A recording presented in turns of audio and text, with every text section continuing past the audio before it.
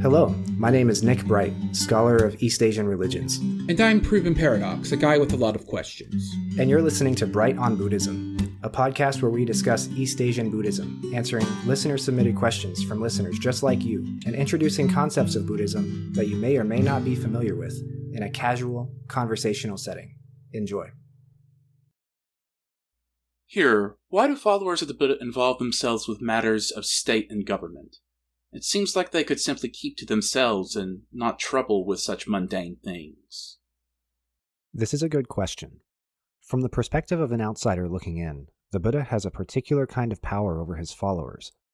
He has their loyalty and devotion. Those who seek to consolidate the various kinds of power under themselves would not hesitate to attempt to take some of the Buddha's power for themselves. In that framing, it seems as though consolidation of power will happen either way. I may not approve, but it makes sense for the Buddha's followers to acknowledge and accept that reality. With that in mind, I suppose one would try to make the best of it by allowing the influence of a statesperson to be a vehicle for spreading the teaching. Indeed, and many have done just that. Rejecting the state is not productive, nor is allowing the state to have total control over the teaching. This has no doubt led to some very interesting leaders who were both experts in the teachings as well as in politics. Definitely.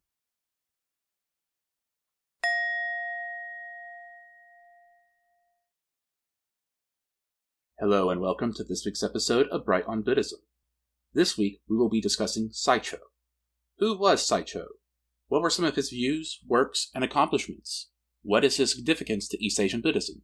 We hope you enjoy, so let's get to it. Who was Saicho? Saicho was a very significant Japanese Buddhist thinker from the 8th and 9th centuries. He's commonly known as the founder of Japanese Tendai Buddhism. He is called by other names and epithets, such as his honorific title, Dengyo Daishi, or his birth name, Mitsu no Obito Hirono. He was also a contemporary and friend to Kukai, the subject of our previous episode. We scheduled these two episodes together on purpose to tell both sides of the story of their friendship and falling out, and describe the commonalities and differences between their respective sects of Japanese Buddhism. First, we'll give a short biography of Saicho, then we will discuss Tendai Buddhism and Saicho's significance in East Asian Buddhist history. Saicho was born in 767 in modern-day Shiga Prefecture, in the city of Omi. For reference, Shiga is north of Nara and Wakayama and east of Kyoto and Osaka. The region had a significant Chinese immigrant population, and Saicho's family tradition holds that they were descended from Chinese emperors. While there's no evidence to support the claim one way or the other, it's likely that his family did have mixed Chinese heritage. This puts Saicho in an interesting position in Japanese Buddhism. The Heian period, the historical age in which he was born, was the first era in Japanese history where Japanese elites were beginning to deliberately construct and clarify a uniquely Japanese linguistic and cultural identity. It is in this age that we get the Nihon Shoki and Kojiki, the two imperial myth histories that establish the imperial family as being descended from the gods. We also get all manner of classical literature and poetry that constitutes the literary canon for centuries to come, and we get the flourishing of Japanese Buddhism in a way that it had not before. So, for Saicho to be of Chinese descent, in the midst of this new and emerging construction of Japanese identity, creates some tension. On the one hand, many Chinese systems and institutions continued to be emulated and mimicked in Japanese society, such as the structure of the government, the sects of Buddhism that were practiced and connected strongly to the wealthy elite, and the construction and city planning practices. However, many other systems and institutions were splitting off from the Chinese models, and Saicho likely had to navigate that in his foundation of Tendai Buddhism. Not much is known of Saicho's childhood, but we know at age 13 he was preliminarily ordained into a provincial temple in Shiga under the master Gyoho. At 14, he became ordained as a true novice monk and took the Dharma name Saicho. The first character in his name, Sai, means most, and Cho means clarity, lucidity, understanding, and so his name suggests utmost lucidity, a metaphor for the state of enlightenment. His ordination under Gyoho put him in the lineage of the famous Buddhist monk Daoshuan, who lived in China from 702 to 760. To a certain extent, we can credit Daoshuan for the introduction of Bodhisattva Buddhism to Japan. He famously imported the Bodhisattva precepts, as well as Chan, Huayan, and some of the foundations of Tiantai Buddhism to Japan. At age 20, Saicho was fully ordained into the official state-sponsored Buddhist institution at Todaiji, but very quickly after, he retreated to Mount Hiei in the northeast of Kyoto and practiced meditation and asceticism there. Opinions vary on why this happened. Tendai Buddhists argue that it was because he was dissatisfied with the Buddhism that he had been ordained into. The sects of Buddhism that were dominant at the time in Japan were collectively called the Nanto Rokushu, or the 6 Nara schools.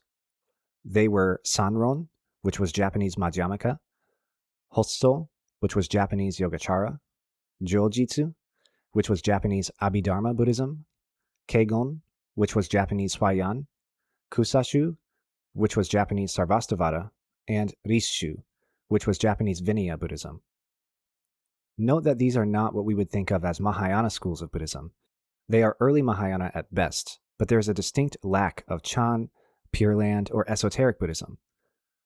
These 6 schools were the ones most closely aligned with the elite and the imperial family. These 6 Nara schools were the dominant forms of Buddhism in Japan until the foundation of Shingon and Tendai by Kukai and Saicho later in the Heian period. So, Saicho retreated to Mount Hiei, which was thought of as a very significant mountain in the Kami tradition, and he practiced meditation there. While there, he also authored his first famous written work, the Ganmon, or Saicho's Prayer. This work contained 5 personal vows that seem to anticipate Saicho's later emphasis on bodhisattva vows. The 5 vows were the following. 1. So long as I have not attained the stage where my 6 faculties are pure, I will not venture out into the world. 2. So long as I have not realized the absolute, I will not acquire any special skills or arts. 3. So long as I have not kept all the precepts purely, I will not participate in any lay donor's Buddhist teachings. 4. So long as I have not attained wisdom, I will not participate in worldly affairs unless it be to benefit others. 5. May any merit from my practice in the past, present, and future be given not to me, but to all sentient beings, so that they may attain supreme enlightenment. These vows and the rest of the Ganmon attracted more and more monks to come practice with Saicho on Mount Hiei. Soon after, in 788, the group founded and established Enryakuji, which would become the center of Tendai Buddhism in Japan. Saicho is said to have consecrated it by carving a wooden image of Baisajya Guru and enshrining it in the temple. In addition, one legend states that he lit an oil lamp before the Buddha and prayed that that lamp would never go out. This lamp is now known as the Fumetsu no Hoto, the inextinguishable Dharma lamp, and has remained lit allegedly for 1,200 years. In other contexts, we have discussed how in the late Nara period, the imperial capital moved numerous times. Reasons for the constant moves include resource availability and management, strategic positioning, and avoiding death pollution from previously deceased emperors. In 794, the capital moved to what is now present-day Kyoto, back then known as Heian-kyo, for the first time. At the time, Saicho was still on Mount Hiei, to the northeast. Since Kyoto was modeled on Chinese geomancy, it was thought that the northeast direction was dangerous if left unchecked. It was thought that there were kami, or spirits, in the forest and in the mountains that could cause havoc for the people in the city. There could be floods, landslides, or activity from restless gods and spirits. However, Saicho's presence there was thought to protect against those types of calamity. That he was there with his disciples, reciting sutras and practicing Buddhism, protected against the misfortunes that could emerge from the area. This is one of the earliest examples in Japanese Buddhist history of a Buddhist institution functioning as an explicitly protective entity over the state. Though the state had patronized Buddhism in return for ritual services for the nobility and imperial family for a couple of centuries by this point, this was an early example of a political institution looking to Buddhism for protection against various abstract kinds of calamity, like plague, civil unrest, military conflict, misfortune for the imperial family, natural disasters, and more. Soon after the capital moved to Kyoto, Saicho was invited to lecture on the Dharma at Takao Sanji by his sponsor in the aristocracy, Wake no Hiroyo. These lectures were incredibly successful, and they caught the attention of Emperor Kanmu. Kanmu selected Saicho to journey to China to learn more about Buddhism, particularly in the context of resolving doctrinal conflicts between Yogacara and Madhyamaka. While this was his charge, this was not actually what he did there. Saicho departed in 803 in the same 4-ship mission that Kukai was on. Though they were on the same mission, it's not really known if they met or interacted very much at this stage. Saicho's ship was one of the 2 that made it to China, and he arrived in Ningbo in 804. From there, he traveled to Tiantai Mountain, the center of Tiantai Buddhism in China. While there, he met Dao Sui, the 7th patriarch of Tiantai. Under his tutelage, Saicho studied Tiantai for a little over 4 months. From there, he set to translating Buddhist texts to bring home with him. He was slated to return to Japan at around the 6-month mark, but his ship was delayed in Ningbo, so he was stuck in China for several more weeks. During this time, he was invited to learn more about esoteric Tiantai teachings, and so he traveled briefly to receive instruction. Then, finally, after 8 months in China, he made his way back home to Japan. During his time in China, he met and befriended Kukai. Kukai and Saicho would pop up in each other's lives several times from then on. As soon as Saicho returned to Japan in 805, he made a request to establish a new state-sponsored ordination platform for Tendai Buddhism. Kanmu quickly responded and allowed Saicho the authority to set up 2 parallel curricula for ordination, one focusing on the esoteric elements of Tendai, and one focusing on the exoteric Lotus Sutra teachings that Tendai was well known for. Tendai would have 1 foot on each platform, one on the esoteric teachings given in the Mahavairochana Sutra, and one on the Lotus Sutra teachings. Thus, Tendai became quite distinct from Chinese Tiantai, with this integration of those esoteric teachings. The popularity of this doctrine among the elite led to the foundation of the very first entirely independent Mahayana ordination platform in Japan in 822. This marked the final step in the transition of religious authority in the Japanese state from the Nara schools to Saicho and his Tendai school. Backing up a little bit to when he got back to Japan, when Kukai and Saicho had both gotten back, their relationship continued. One of the biggest collaborations that they engaged in occurred when Kukai returned home to Japan and began to establish Shingon as an imperially recognized religious institution. Saicho, who had gotten home earlier and who already had a higher standing in the court, used his connections to help Kukai ordain the Nara monks into Shingon Buddhism.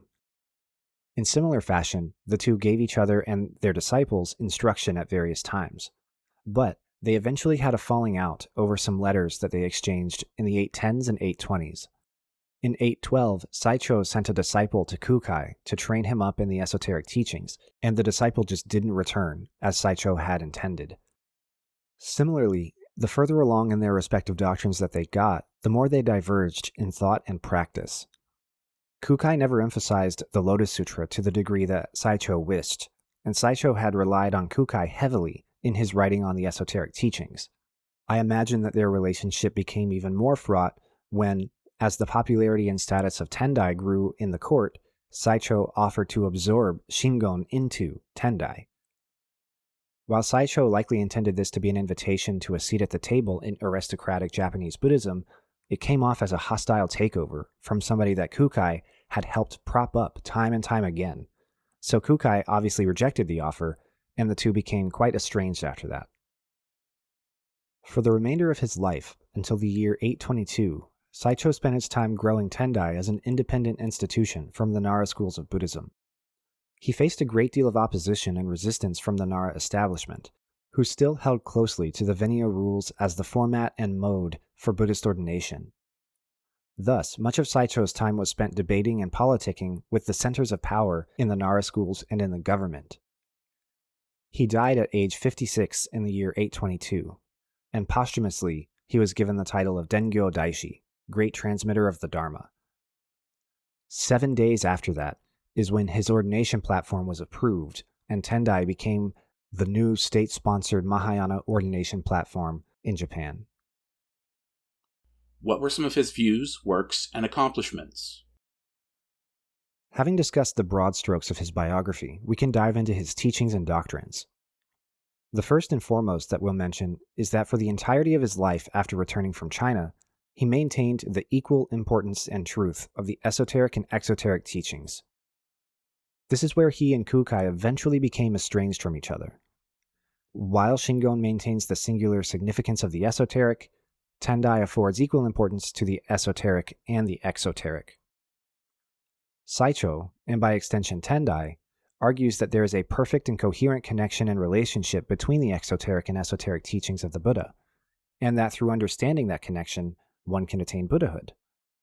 In Shingon, the practitioner is challenged to leave behind the exoteric entirely, not because it's wrong or misleading, but because it's seen as exponentially less useful for achieving Buddhahood in this very lifetime. When Saicho spoke to the exoteric teachings, he was not referring to any and all Buddhist teachings that had been given up to that point. He was referring specifically to the Lotus Sutra, where what he thought to be the pinnacle of both the esoteric and the exoteric teachings could be found. Much of Saicho's Lotus Sutra Buddhism was inherited from a thinker known as Ryuichi, who will be getting an episode in the near future. He authored the famous Moha Jukwan, or the larger treatise on cessation and contemplation.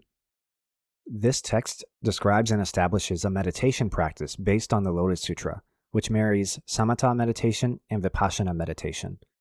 Samatha meditation revolves around stopping and calming the mind, and vipassana revolves around insight and focus. We'll give more details about this text when we discuss Zhuyi further. For the purposes of Saicho, he argues for the practice of meditation prescribed in the Moha Jukwan on the one hand, and esoteric teachings and practices given in the Mahavajracana Sutra on the other.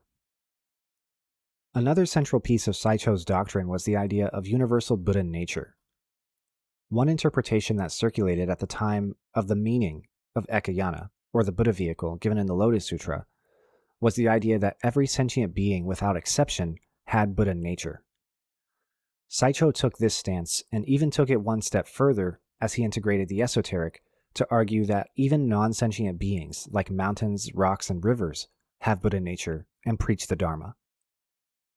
This perspective of universal Buddha nature certainly set him against the 6 Nara schools, which still maintained the existence of the Ichantakas, or beings who could never or would never attain Buddhahood. As we've often discussed, Saicho's interpretation would eventually win out over the Nara schools and become the prevailing thought in Japanese Buddhism. The last of his thoughts that I'll touch on for now is his emphasis of the Bodhisattva precepts over the Vinaya rules as the format and mode for ordination. Up until 822, when a monk had been ordained on the state platform, they had made vows around the Vinaya rules that we have discussed before, rules for monks and nuns pertaining to what they could and could not do. We've talked about prohibitions against listening to music with attachment, eating too much food or too little, being alone with anybody of the opposite sex, owning more than your robe and bowl, etc., etc. These were the rules around which ordination and practice took place. Saicho viewed these as being insufficient. In true Mahayana fashion, he viewed them as being self-oriented, and instead emphasized bodhisattva vows and precepts as being superior in achieving the goal of remedying the suffering of all sentient beings. Thus, when his ordination platform was established, monks took vows and did rituals around the following 10 precepts. 1. I will not kill or encourage others to kill. 2. I will not steal or encourage others to steal. 3. I will not engage in licentious acts or encourage others to do so. 4. I will not use false words in speech or encourage others to do so. 5.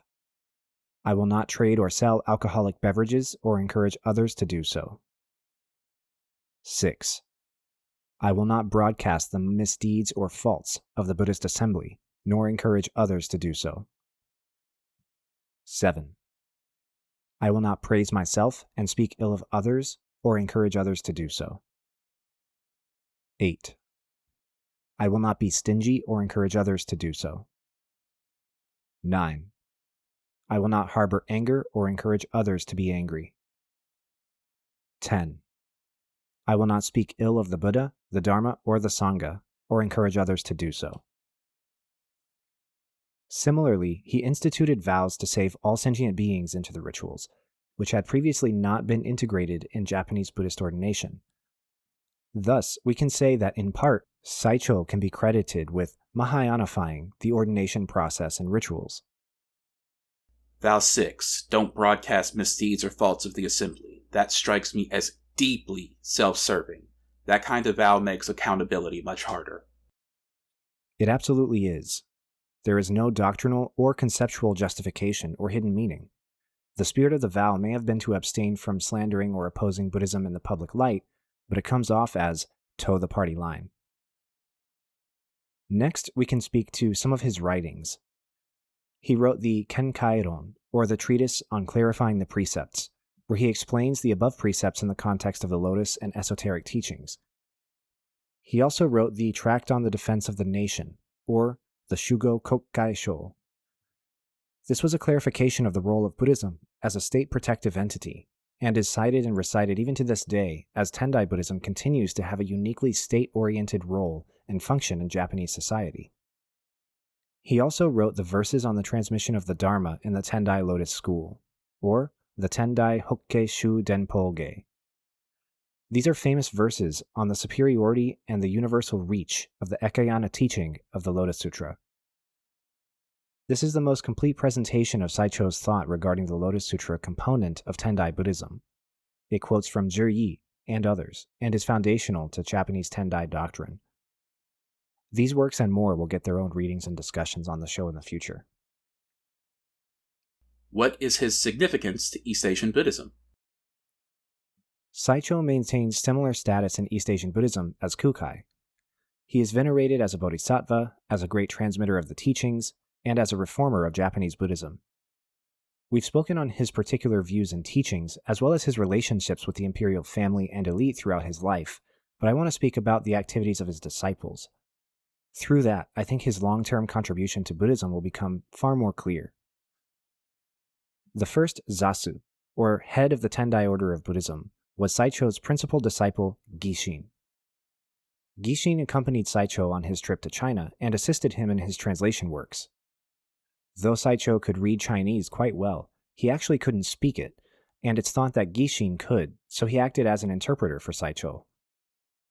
Similarly, when they took their first short travail to go to learn about esoteric Buddhism, Gishin trained as well, and was ordained right alongside Saicho, though at a lower rank, or level befitting his role as Saicho's disciple. After Saicho's death, Gishin was the natural choice to take the role of the Zasu. The post was only meant to last a few years at a time, so within a period of about 2 decades, there were several other Zasu as well. I want to turn our attention to the third Zasu, Ennin. Ennin studied under Saicho after his return from China, and then after Saicho's death, he was selected to take another trip to China in 838. While there, he was educated further in Tiantai and Lotus Sutra Buddhism, but he also expanded his knowledge of esoteric Buddhism, being ordained in the 2 mandalas.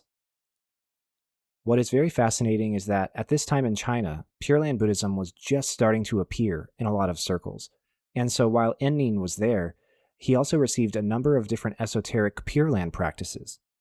Specifically, in keeping with the mantra practice of esoteric Buddhism, he was ordained in a couple of different Nenbutsu practices, whose purpose was to invoke the Buddha Amitabha and cause one's rebirth in the Pure Land of Sukhavati.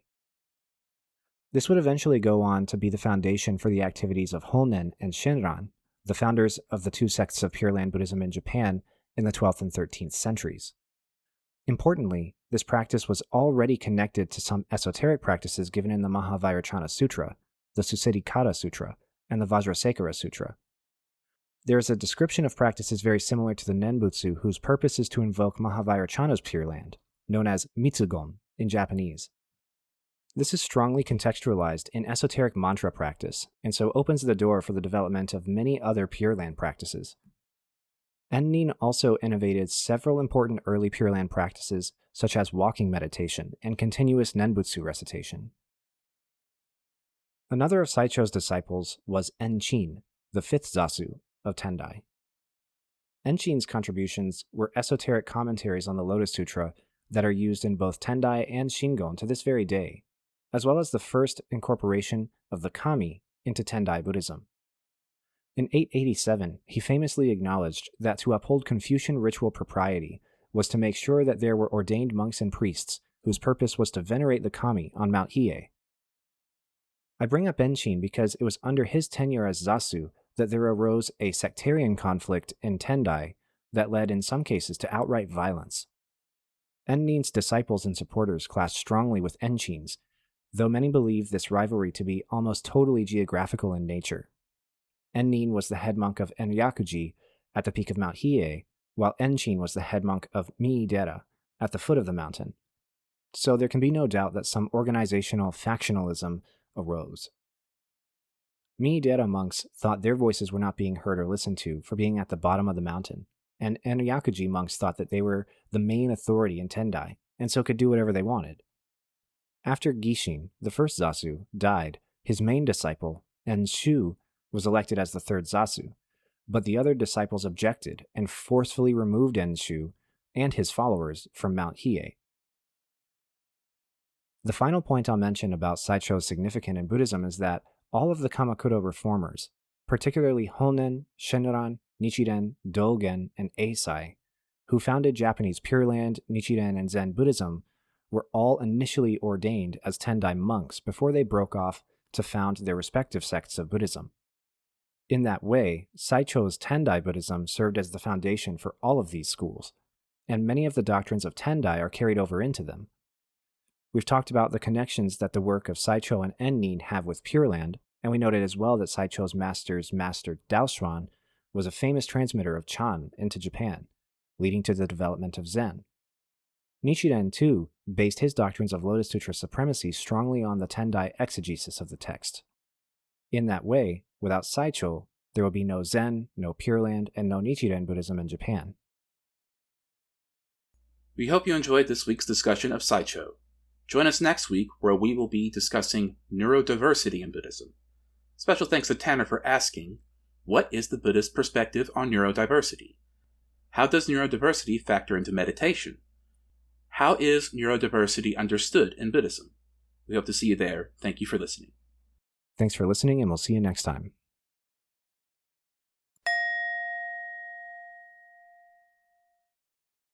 Hi, Nick here, and you've been listening to Bright on Buddhism. Normally at this point in the episode, we would throw to a charity that we think that is deserving of your money or your support. Because there's so much going on right now, we have decided that we're going to open it up to any charity that you think is a good cause to share your resources with. So, if you like our show and would like to support us, please instead give to a charity that you believe does good things for people in need. Thank you. My name is Nick Bright, scholar of East Asian religions and voice of Hearer.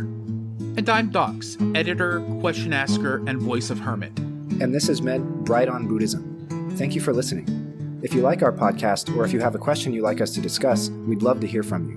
Please consider leaving a comment or review, subscribing, or joining us on social media. Email us at bright.on.buddhism@gmail.com or find us on Mastodon at brightbuddhism@mstdn.party. As always, citations and resources for this episode can be found in the show notes. Thank you.